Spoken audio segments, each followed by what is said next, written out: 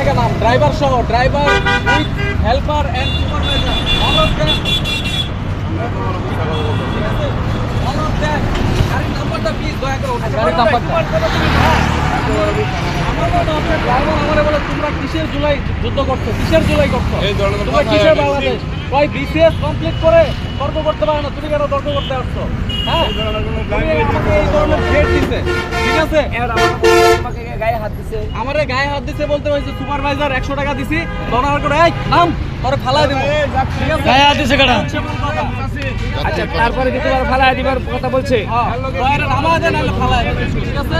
আমাদের বাংলাদেশে বর্তমানে যদি এই অবস্থা হয়, আমাদের যুব সমাজ কোথায় যাবে?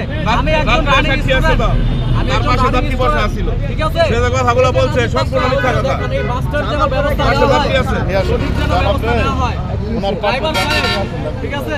সঠিক যেন ব্যবস্থা নেওয়া হয়। আমি একজন স্টুডেন্ট, আমার সাথে এমন করলে কি হয়? ঠিক আছে? যা হয়েছে সত্যি কথা বলবেন। ভাড়াটা কি? 100 টাকা। আচ্ছা, ভাড়া বেশি নিছে। ওরা তারা দুজনের মধ্যে আসছি। ভাড়া কত নিচ্ছে? খালা শুনে। ড্রাইভার আমার সাথে অনেকক্ষণ তর্ক করছে না? হ্যাঁ, আমার যে গাড়ির থেকে নামায় দিবে বলছে না, আপনি শুনছেন না? আমি বলি। সত্যি কথা বলবেন। হ্যাঁ না বসে নেন না যায়। হ্যাঁ, গাড়ি থেকে কেন আমার ফেলে দিবে? কেন? গাড়ি কি বাংলাদেশের রুট দিয়ে চলবে না? গাড়ি সবার জন্য না। হ্যাঁ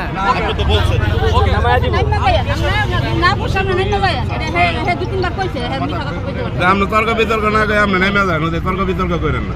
তার লগে যে ধরনের কথা সে বললো সম্পূর্ণ মিথ্যা কথা বলছে। যাত্রী বললো আমি ড্রাইভার স্যার, এই ধরনের কোনো কথাই হয় না। আচ্ছা, আপনি রাইলে আপনি করুন আর ওনার কাগজ শুনে দেখেন যে যাই সত্য কথা তাই করবেন, বাড়তি কথা বলা হবে না। সত্য কথা শুনেন, এগুলো কথা। সামনে একটা যাত্রী পাওয়া ছিল, এত কথা বলা মিথ্যা কথা বলে। কেউ বলবে না। সবাই বলবে কয় টাকা ভাড়া দিচ্ছি।